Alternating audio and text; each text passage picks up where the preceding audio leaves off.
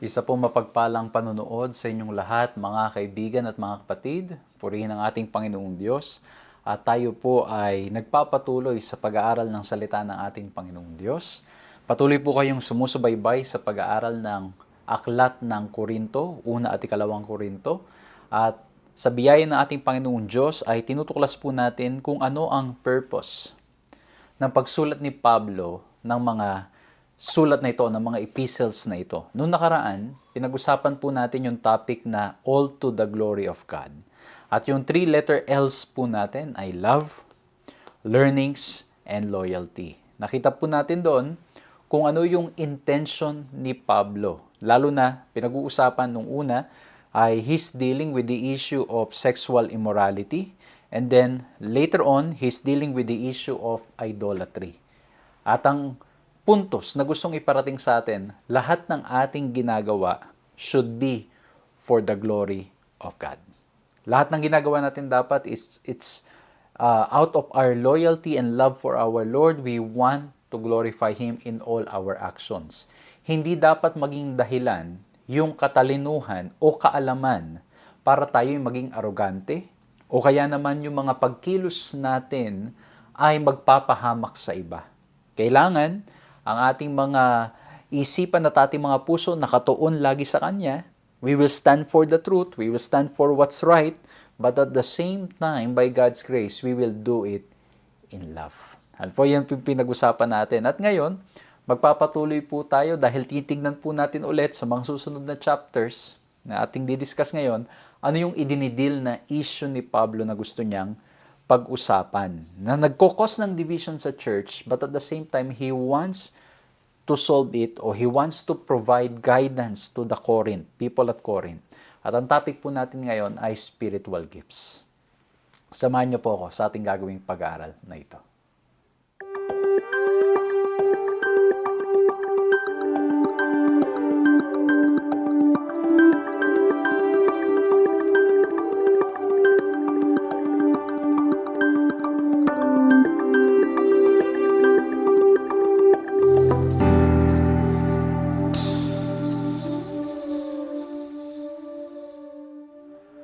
Ako po si Pastor John Alexis Mercado at patuloy po kayong sumusubaybay sa paglilingkod na pinagkakalob po sa inyo ng 3 Points Ministries. At purihin ang ating Panginoong Diyos na tayo pa rin po ay patuloy na napapanood sa mga telebisyon, sa radyo, napapakinggan, at ganoon din po napapalabas sa iba't ibang mga pages. Purihin ang Panginoong Diyos sa mga churches po natin na nararating po natin sa pamagitan po natin ng pag-aaral na ito. Maraming salamat po sa biyaya ng Panginoon na sa pamagitan po ng online ministry ay nakakarating po kami dyan sa inyo. No? Nakakapasok po itong mga simpleng pag-aaral. Bagamat hindi ko pa po nararating yung mga ilang lugar, tuwing ako naman po yung nakakapunta sa isang lugar, I am very thankful and very blessed na malaman po na ito pong simpleng online ministry that we started 6 years ago ay nagiging pagpapala po sa inyong lahat. So muli po maraming salamat po sa inyong pagpapanalangin, sa inyong pagsuporta, sa inyong pong pag-share ng inyong mga resources. Kung kaya naman sa biyaya po ng ating Panginoong Diyos ay patuloy pa rin po naming nagagawa ito. Patuloy ko rin po kayong pinapasalamatan sa inyo pong pag-support para po nasa ganun ang inyo pong lingkod. Hindi lamang po makapaglingkod online, kundi makadalaw din sa iba't ibang mga lugar. Makapunta sa iba't ibang mga churches at makadalaw din po sa iba't ibang bansa. Maraming salamat po sa mga sumusubaybay who's been very supportive para po sa gawain.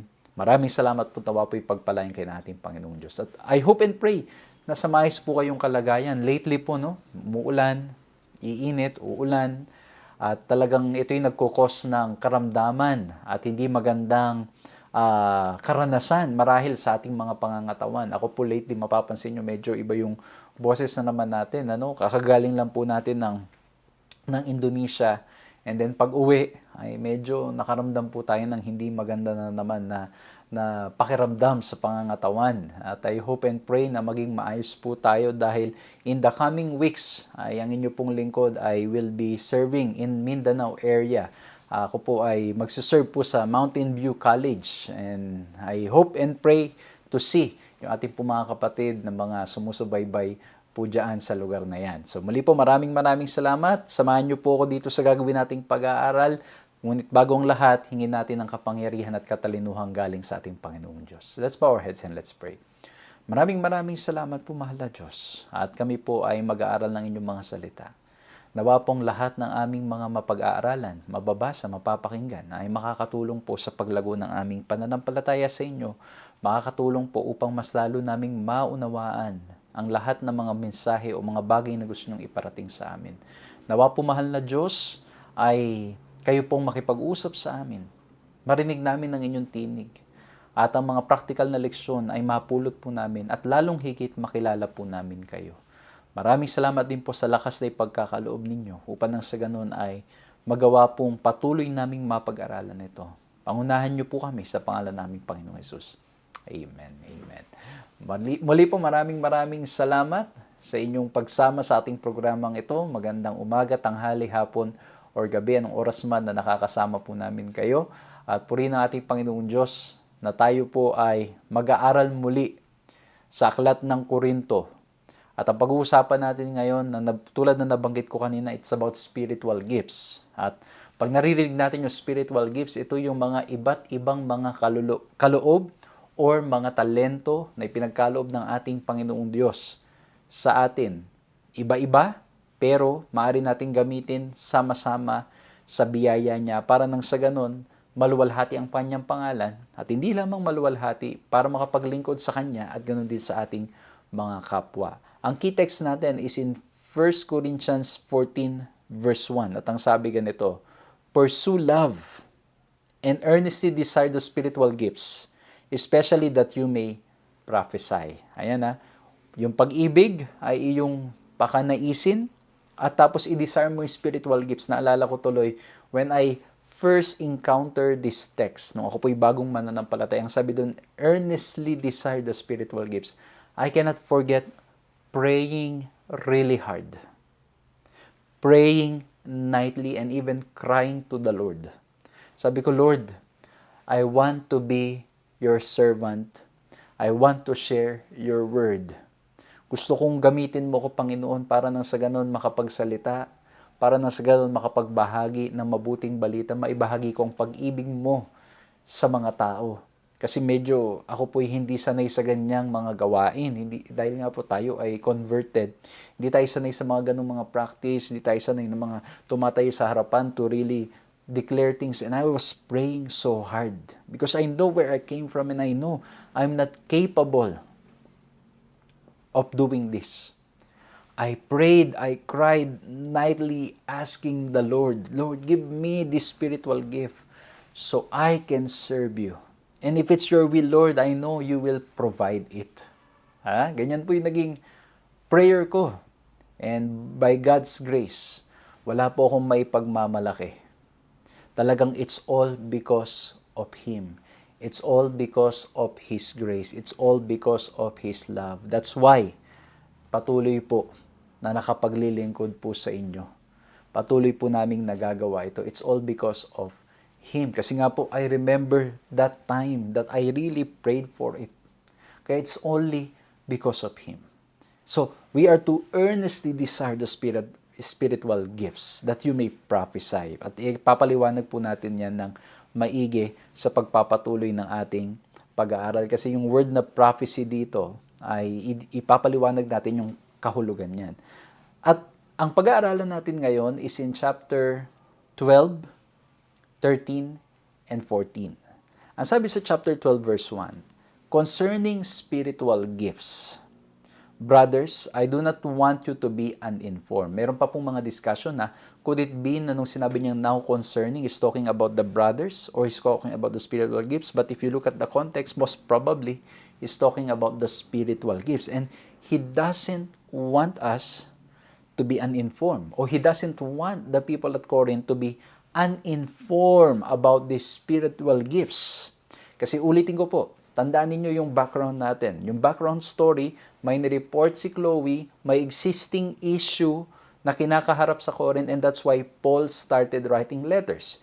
Ano yung mga issue na yun? At first, pag binalikan ninyo yung chapter 1 and chapter 2, ano yung issue doon? That people were not united. They were fighting with each other kasi bakit? They say, ako'y nabaptize ni ganito, ako'y kay Paul, ako kay Cephas, ako kay Apollos. Sabi ng Panginoon, no.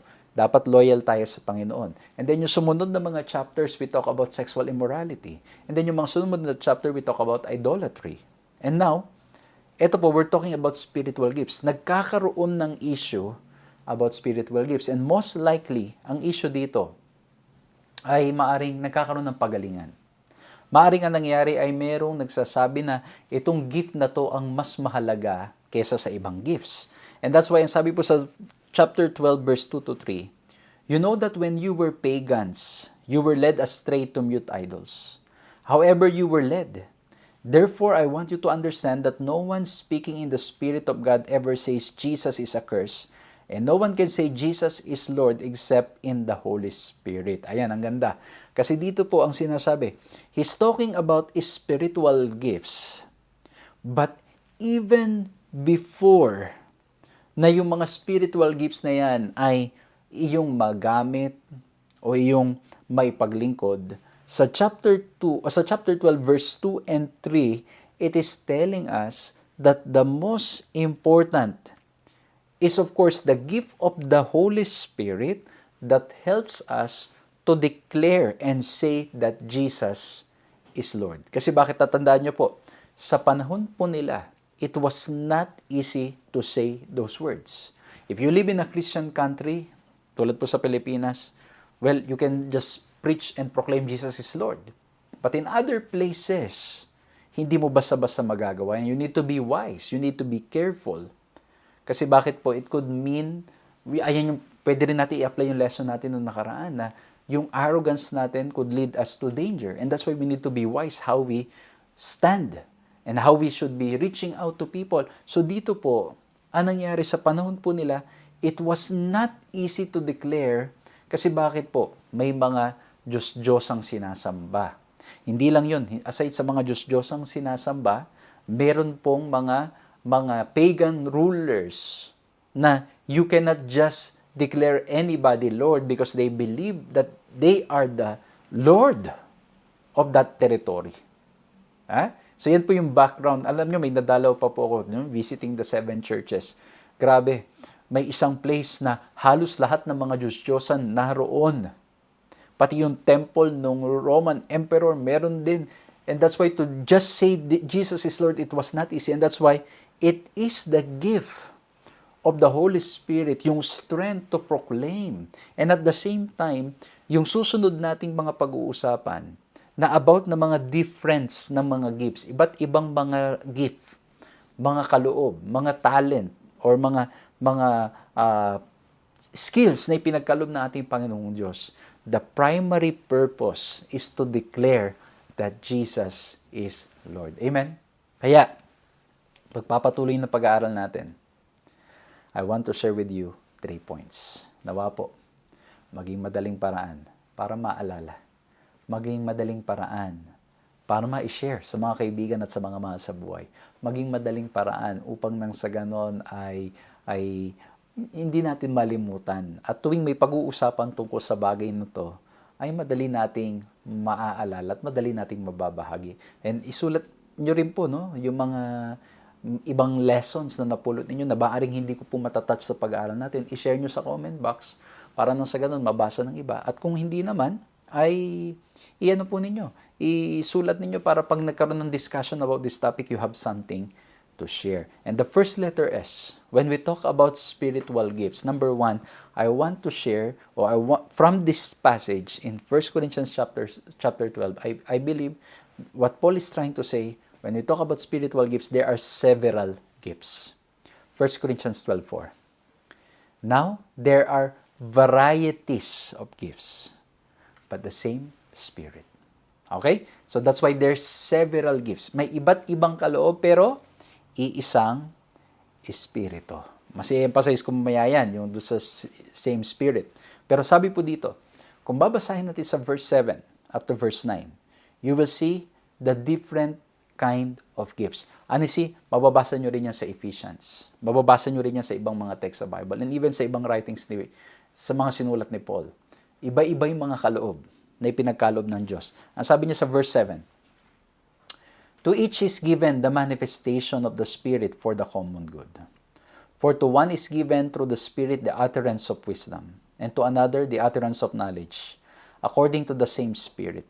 To another faith by the same Spirit. To another gifts of healing by the one Spirit. To another the working of miracles. To another prophecy. To another the ability to distinguish between spirits. To another various kinds of tongues. To another the interpretation of tongues. Ayan na. So, mapapansin po natin, hindi lang dito sa Korinto, maging sa mga ibang sulat pa sa sulat ni Pablo, at maging sa Bagong Tipan, at maging sa Lumang Tipan, iba-iba yung kaloob. Marami. Okay? May mga utterances o yung pagsasalita, pag-awit, mga iba't ibang, alam nyo yun, may mga iba-iba. Na by God's grace, itong mga iba't ibang kaloob na to ay magagamit to build up the church. Hindi, walang isa na lahat ng kaloob ay nasa kanya. Di ba? Hindi lahat. Maaring he knows a little of many things, but there is one major na talagang dun yung isang taong yon ay gifted. And that's why, itong mga iba't ibang kaloob na to ay napakahalaga na magamit natin so we can proclaim and declare that Jesus is Lord.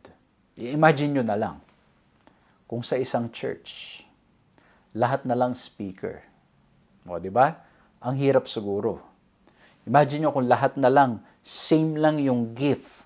Wala nang iba. Ha? Kasi, again, ang dinidil ni Pablo dito, it could be na merong mga ilan that they are emphasizing na yung kanilang gift lamang ang mas mahalaga. Sometimes ito yung nangyayari. Parang nung ako'y bagong mananampalataya, ang mindset ko, ang nakikita ko, parang ang pinakamahalaga lang lagi, yung preaching. But as I mature in faith, as I grow, and as I stay longer serving the Lord, I realize that every gift is important. Lalo na po nung nagsimula akong magbiyahe sa mga iba't ibang bansa at magpe-preach. Kahit gaano kagaling magsalita, kung hindi naman maiintindihan, wala rin. Naalala ko po noon, every time I go to different places, being invited as an international speaker to a different country, there is a need for an interpreter. Kasi marami hindi makakaunawa. And I just realized, alam nyo, medyo kakaiba yung experience kasi ako po yung style ko pa ng preaching, may humor. So, meron akong kwento na true to life story na it was a humorous, medyo nakakatawa yung story na nangyayari sa aking buhay. And then I was sharing it in English. Siyempre, tinatranslate dun sa lingwahe nila. Yung nakakaintindi ng English, natawa na. Pero nung ininterpret, saka mas maraming tumawa. At doon ko na-realize, sabi ko, ang realization ko while I was preaching, paano na lang kaya ako napupunta dito tapos walang magi-interpret? Paano na lang kaya? Ibig sabihin, wala rin mga kapatid ko, mga kaibigan ko. Ibig sabihin ko, ang gusto ko pong emphasize, while there are varieties of gifts, several gifts, we need to understand na lahat po yan mahalaga. Hindi po mas mahalaga ang isang gift. By God's grace, lahat ay mahalaga. At by God's grace, dapat itong lahat ng mga kaloob na to nagagamit sa paglilingkod sa ating Panginoong Diyos. And that's why it is our duty as church leaders, o kung kayo po yung mga leaders na nanonood, na ma-identify itong mga variety or several gifts na meron ang ating church. Kung tayo naman ay mga members ng church, it is our prayer na malaman natin saan yung giftedness natin, ano yung pinagkaloob natin Panginoong Diyos, para sa ganun magamit natin sa paglilingkod sa ating kapwa at sa ating Panginoong Diyos. So again, ulitin ko po, iba-iba. Marahil, marami sa inyo magaling umawit. O, 'di ba? Mayroon sa inyo magaling ngayon mapapansin po ninyo. I just attended a parang symposium o hindi symposium but parang gathering or seminar about technical things, lalo ngayon that we are into this movement One Voice 27 na all things new, and we want to utilize all our social media to proclaim the name of Jesus, to proclaim God all throughout the social media platforms. And never, naalala ko yung sabi ng president, sabi niya, never na nangyari sa history ng church na ngayon nakita how important yung mga gifted when it comes to technology. But still, with the right technology, but there's no message, there's no walang admittance na kailangan natin ng isa't isa, then wala rin mangyayari. But the point is, we need to appreciate yung bawat kaloob na meron ang bawat isa sa ating church o kahit saan man, ma-appreciate, ma-identify natin at hindi natin ipagmalaki kung ano man yung meron tayo. Ipapasok ko yung second point ko doon sa mga topic na yon. Kasi nga po ang issue dito, hindi sila magkaisa eh. Kasi nga meron ng tingin, mas mahalaga yung gift ko. Kung wala yung gift ko, hindi magpapatuloy. Ang point, lahat yan. Kaya later on, igagamitin pa ni Paul yung concept ng body. Okay? Na yung kamay, yung paa, yung mata. Pero dito po sa several gifts, gusto kong bigyang diin yung dalawang gifts dito, which is the gift of tongues and gift of prophecy. So, ulitin ko po marami, pero emphasize lang natin, bigyan lang natin ng pansin yung gift of tongues and gift of prophecy. Kasi dito madalas nagkakaroon ng misunderstanding.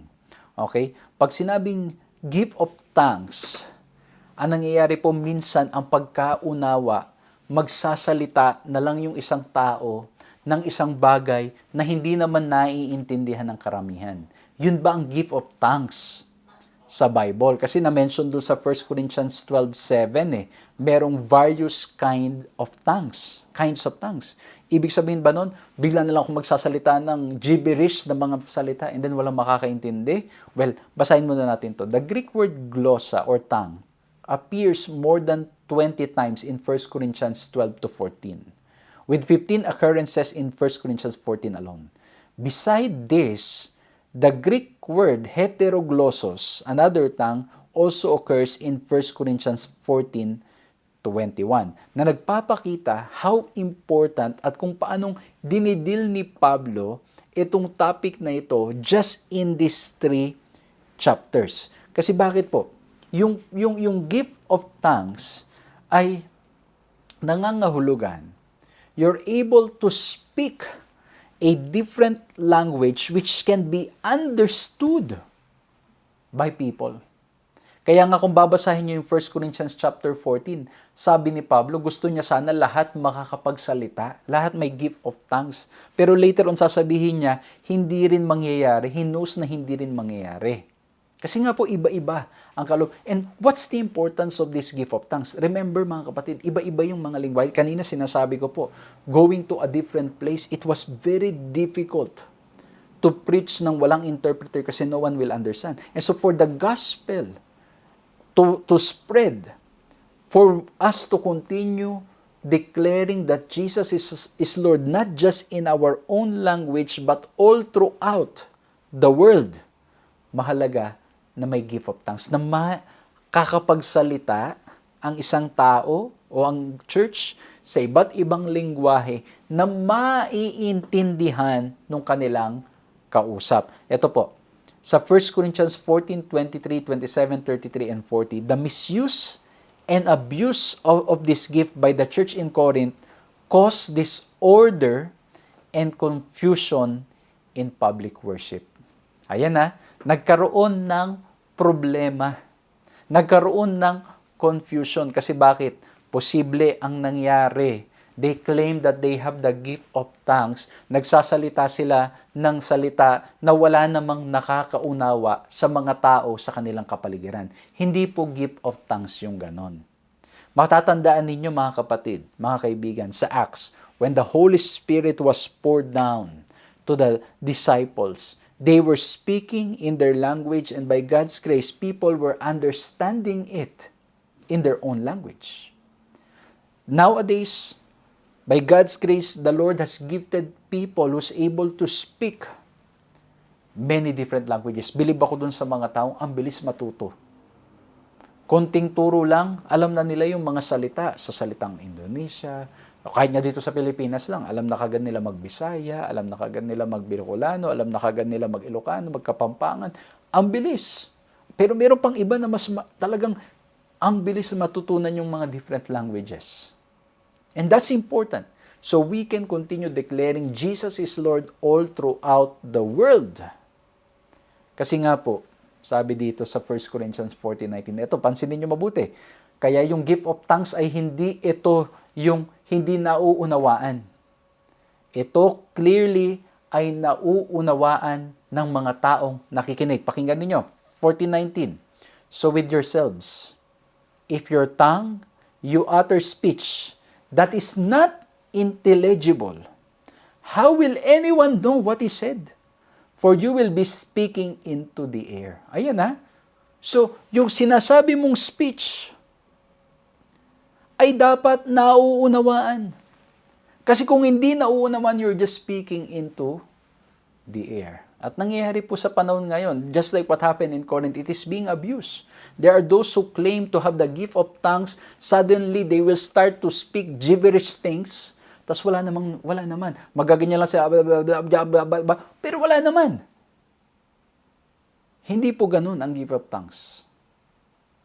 Ang sabi po dito ni Pablo, malinaw sa konteksto, nauunawaan ng mga audience to whom you are speaking. Ha?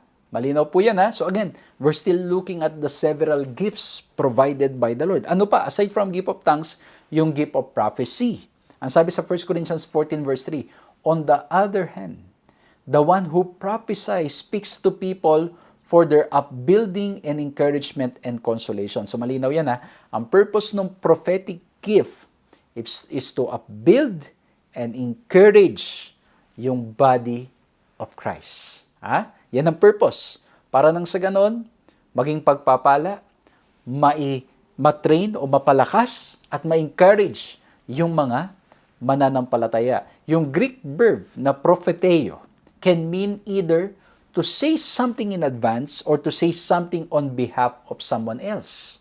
Okay? Yung verb.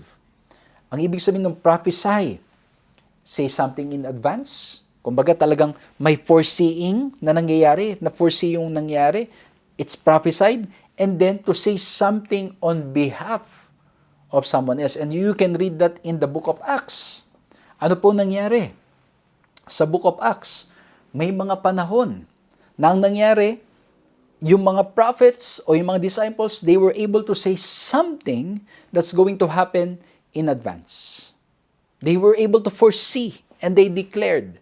Meron namang ilan, ang nangyari po, at that moment that they were preaching and upbuilding the body of Christ, it's also called as prophesying. Kaya nga to say something on behalf of someone else. So, they were spokesperson of God to tell something to the people para nang sa ganun sila'y mapalakas.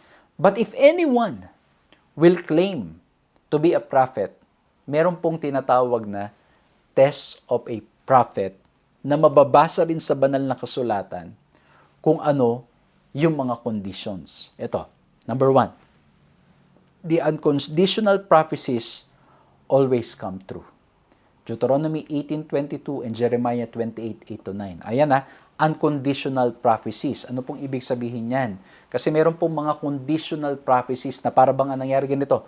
Kapag sila ay nagsisi, hindi mangyayari yung kaparusahan that was prophesied to them. That's conditional.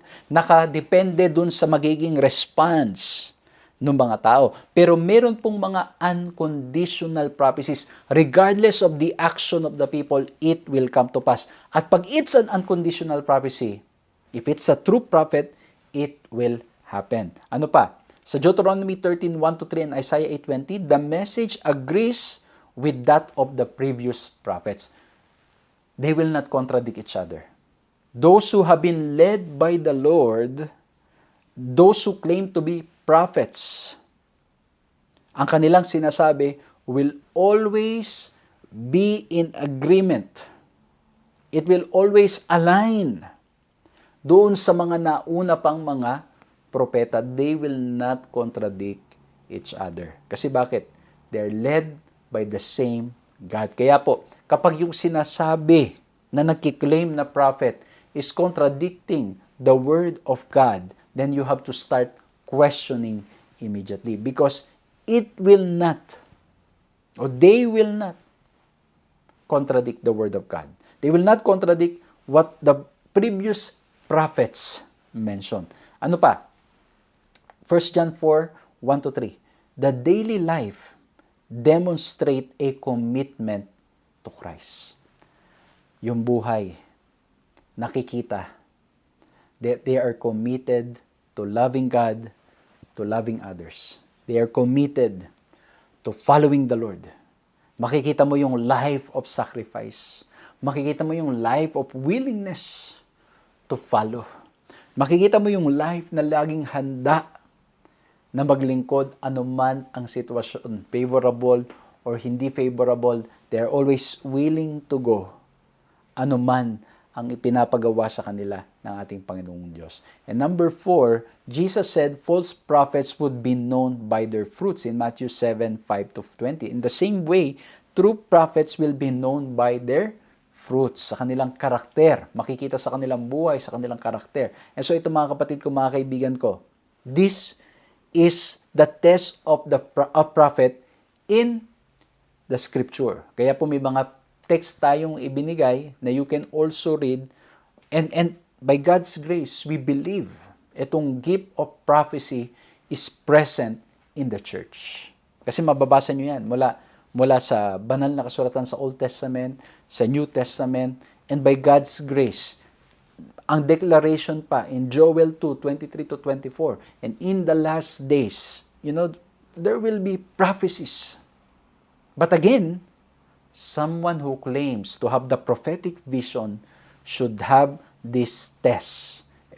O someone who claims to be a prophet should have this test. Ngayon, kung may magkiklaim na siya'y prophet, pero automatic yung kanyang sinasabi labag sa sinasabi ng ating Panginoong Diyos o contradicting sa sinasabi ng banal na kasulatan, you need to start questioning. Ang tanong ngayon, how will we know? Kaya ang sabi sa Matthew 24, be watchful, be careful, kasi bakit? There will be many false prophets in the last days. And how do we identify false prophets? We need to go back to the Word of God. Kung hindi tayo nagbabasa ng salita ng Diyos, hindi natin ma-identify kung tama o mali ang itinuturo ng isang tao. Kailangan nating basahin, pag-aralang mabuti ang salita ng ating Panginoong Diyos. Amen? Kaya kamusta kayo, mga kaibigan ko, mga kapatid ko? Kamusta ang pagbabasa ng Biblia? Kamusta ang pagbabasa ng salita ng Diyos? Do we spend time with Him? O minsan sa sobrang kabisihan, hindi na natin nabibigyan ng pansin. O minsan sa sobrang kabisihan, ay nakakaligtaan na ba natin? I hope not. I hope that we will always spend time with the Lord. Amen? Mga kapatid ko, mga kaibigan ko, kung nakakaligtaan po natin, let's come to the feet of Christ and ask for His strength so we can spend time with God every day. Spend time. Lagi ko po sinasabi to, it doesn't need to be very long. Na formality lang. It can be short but quality time with the Lord. That you understood. O, kamusta yung devotional nyo kaninang umaga? Naaalala nyo pa ba? O kaninang gabi? O kagabi? O anong oras man na nasa inyo? Nakapag-devotional ba kayo kanina? Naalala nyo pa ba? O baka naman immediately hindi nyo na kagad naalala.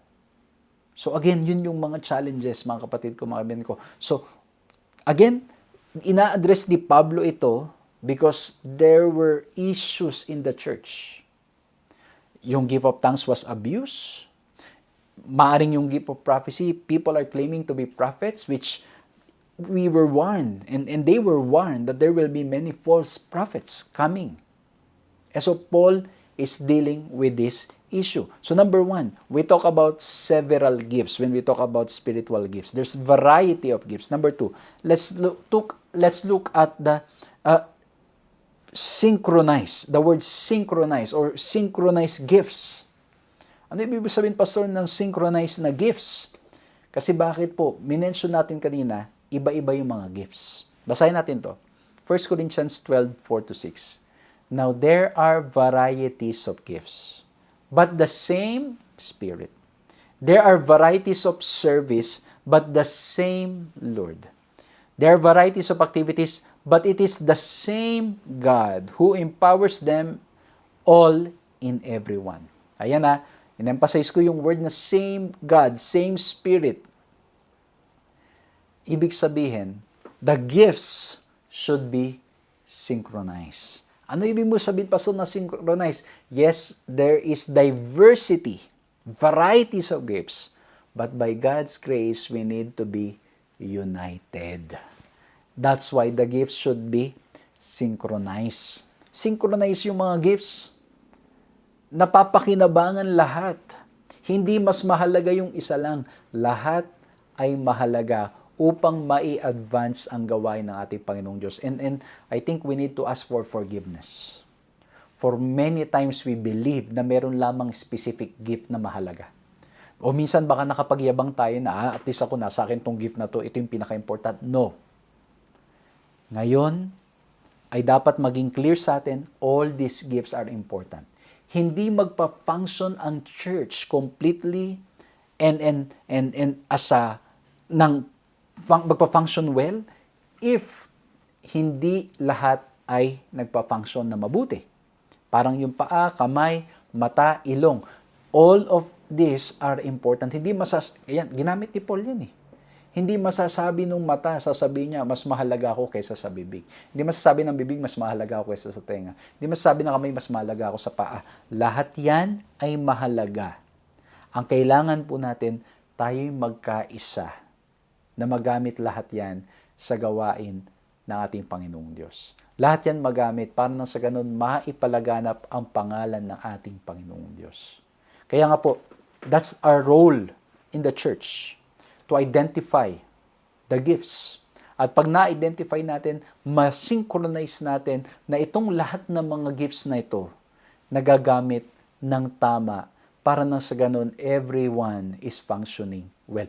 Wag na wag po nang maisip na ng isang gift, ng isang kapatid o isang kaibigan, isang member ng church, na yung gift niya is not as important as others. Wag naman sanang maisip. Minsan kasalanan na rin po natin. Kasi minsan parang mas binibigyan natin masyadong halaga yung isang gift kesa sa ibang gift. But all are important. Lahat po yung mahalaga. Kahit gaano pa kaliit yung ginagawa, yan ay mahalaga. Imagine niyo sa church, kung walang mag-a-assist, walang tutulong, walang magluluto, kumbaga, yung lahat ng mga different function in the church, mawala lang yung isa, you will feel, you will see the difference and the difficulty. And that's why, even though there's variety of gifts, we need to be united. Hindi uniformity na dapat isang gift lang o dapat lahat meron tayo ng pare-parehong gift. No. But by God's grace, even though there's several gifts, we will be synchronized. We will be working together. We will be united in proclaiming the name of Jesus. Amen? Ito, basahin natin to. Paul highlights the diversity of members in the body of Christ through such expression as many members in 1 Corinthians 12 and 20. We were all baptized, 1 Corinthians 12:13. Not one member but many, 12:14. The whole body in 12:17. Each one of them, 12:18. Members of the body, 23 to 23 of chapter 12. All members, chapter 12:26. This emphasis on both unity and diversity indicates that spiritual gifts aim to promote unity through diversity. We are in one body. We are in one church. And that's why, by God's grace, we need to be united, all for His glory. Amen? Ang ganda, no? Na paalala sa bawat isa sa atin. Kasi nga po minsan, tulad na nangyari sa Corinth, maaring mas pinapahalagahan na natin yung isang gift kesa dun sa susunod, kesa dun sa isang gift. Baka di natin napapansin, mga kapatid, mga kaibigan. O baka naman pag minsan, pag panahon na ng mga appreciation, panahon na dapat nating bigyan ng pansin o i-appreciate lahat. Nalilimutan natin minsan yung mga behind the scenes na mga kumikilos. Yung mga taong gumagawa sa likuran na hindi sila humaharap sa entablado. Yan, entablado talaga. No? Hindi sila humaharap sa stage. And yet, sila yung gumagawa ng paraan to make all things work.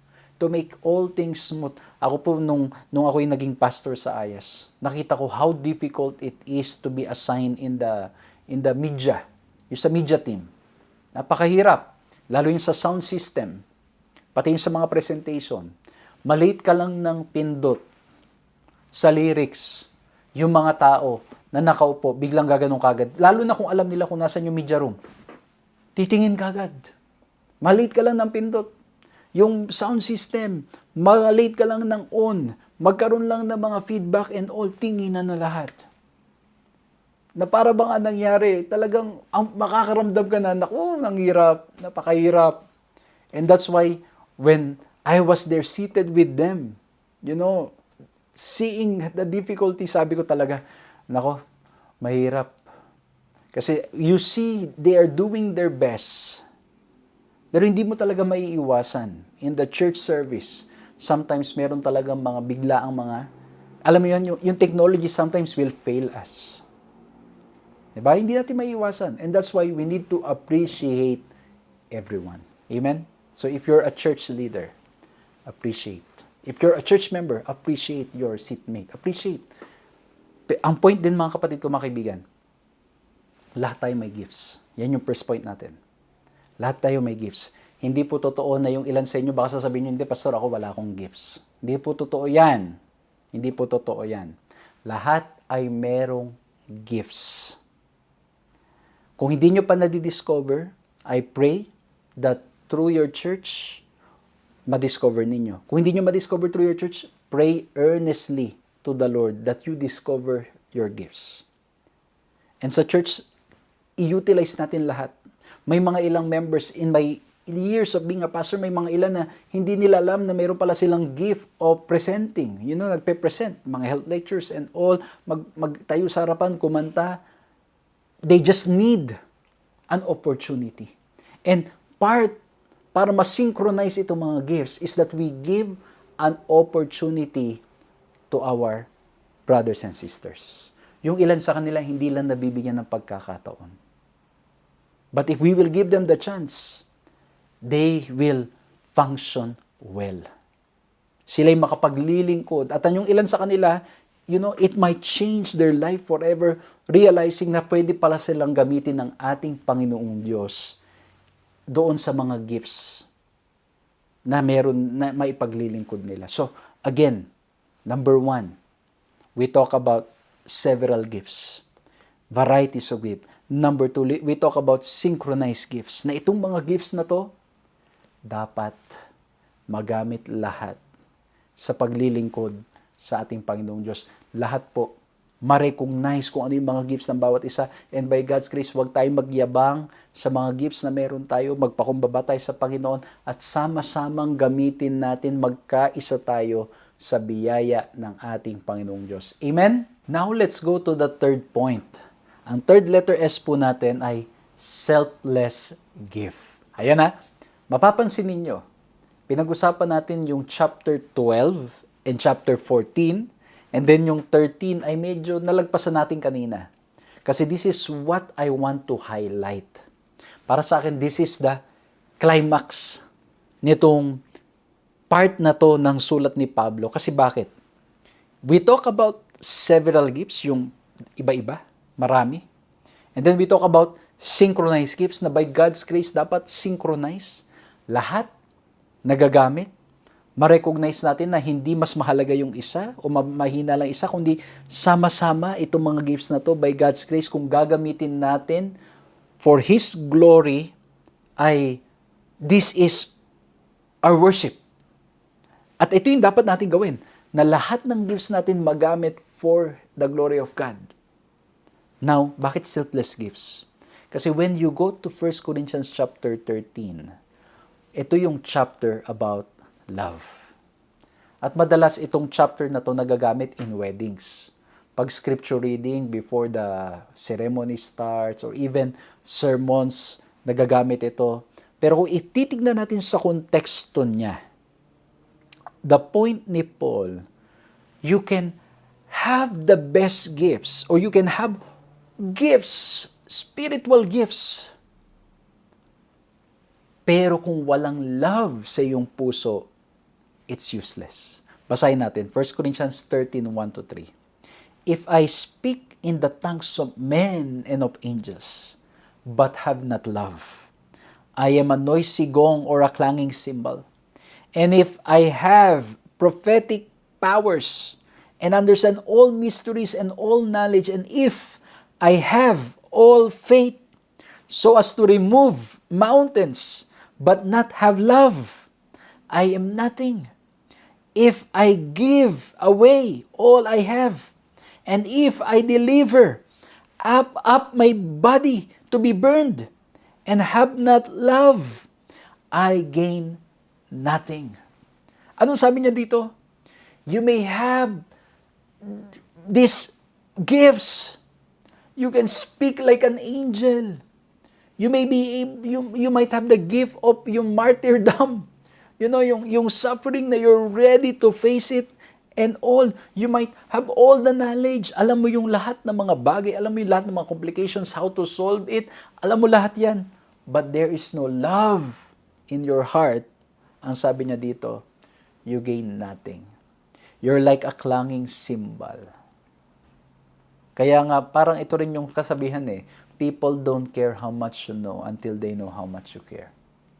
In the same way, if there's no love, even if you have all the gifts, even if you have many gifts, even if you risk your life, but there's no love, you gain nothing. And that's why we should be selfless. Kaya selfless gifts, yung ating last point.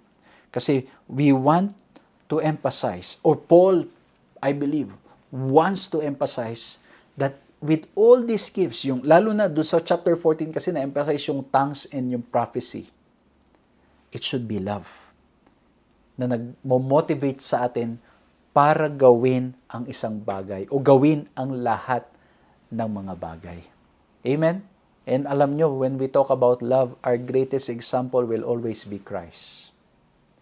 Tatandaan nyo po, no? Love is not the absence of justice. Because love and justice always coexist.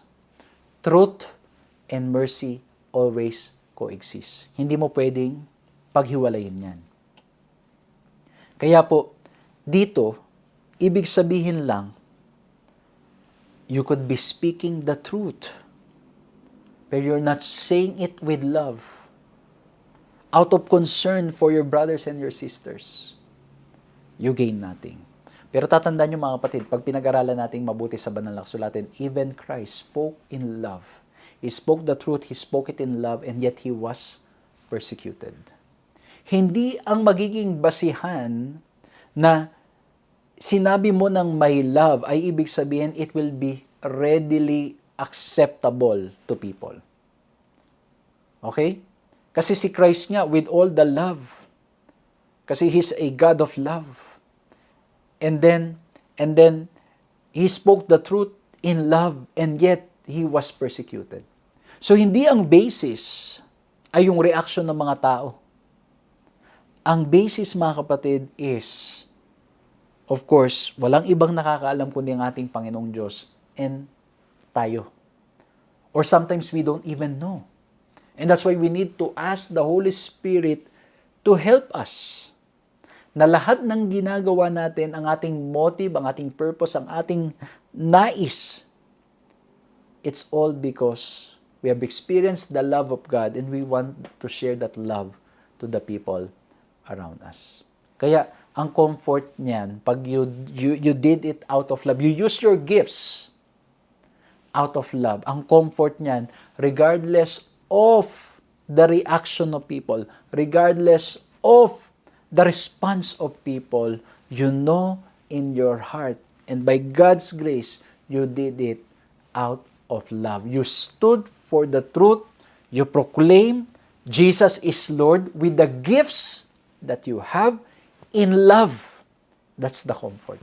Because you do it all for the glory of God. Kaya ang ganda nito, yung 1 Corinthians 13:48, yung sinabi ko po madalas binabasa sa mga wedding. Love is patient and kind. Love does not envy or boast. It is not arrogant or rude. It does not insist on its own way. It's not irritable or resentful. It does not rejoice at wrongdoing, but rejoices with the truth. Love bears all things, believes all things, hopes all things, endures all things. Love never ends. So, yung pag-ibig, dinidescribe dito, ano yung mga katangiang meron. And if we look at all these things, nagpapakita lang mga kapatid ko, mga kaibigan, we need Christ. We need His mercy. We need to come to Him in order for us to have a genuine love in our hearts. Para nang sa ganon, every time we use our spiritual gifts, singing, preaching, cooking, planning, sa technology, anuman ang gagawin natin, anuman ang ipaglilingkod natin, by God's grace, gagawin natin ng may pag-ibig. But again, it can only happen when we come to the source of love. When we surrender ourselves to the source of love. Kasi sa ating mga sarili, we cannot manufacture love. Madalas tayo ay selfish. Hindi tayo selfless. We need the grace of God to transform us para lahat ng gagawin natin when we use our spiritual gifts in declaring Jesus is Lord, it will be out of love. That's why we need the Holy Spirit daily. We need to pray for the Holy Spirit sa ating mga buhay. And I'd like to end with 13:13. Sabi dito, so now faith, hope, and love abide. These three, but the greatest of these is love. Nawa mga kapatid, mga kaibigan, I pray na magkaroon tayo ng mga spiritual gifts na magagamit natin in declaring Jesus is Lord. Ma-declare natin, lalong po ngayon with 1 verse 27, magkaroon tayo ng mga gifts, spiritual gifts na magagamit natin so we can declare talaga si Jesus as our Lord and Savior online. Magkaroon tayo ng wisdom how to do it, how to reach different groups of people, how to reach yung different ages, different cultures, different languages. Magkaroon tayo ng gifts, how to do it. Ipag-pray talaga natin sa ating Panginoon, but above all, magkaroon tayo ng love. Lalo pang sumaga ng love sa ating mga puso. And that can only happen when we always, or when we surrender ourselves to the Lord. May we spend time looking at Jesus, looking at the cross of Christ, and may He inspire us na gamitin ang lahat ng opportunities, lahat ng strength, lahat ng capabilities, lahat ng abilities that the Lord has provided us so we can declare Jesus is our Lord in love. May the Lord bless us at nawa po'y na-bless kayo sa pag-aaral na to. Let's bow our heads and let's pray. Maraming salamat po, Panginoon, sa aming napag-aralan. Salamat po sa mga paalala. At salamat po tunay na kayo Diyos na mapagmahal at mapagpatawad.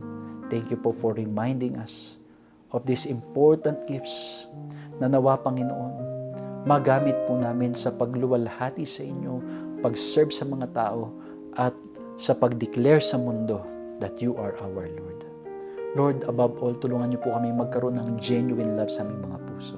We cannot do this on our own. Help us, Lord, to always surrender ourselves to you, na lagi pong tumingin sa aming Panginoon Jesucristo.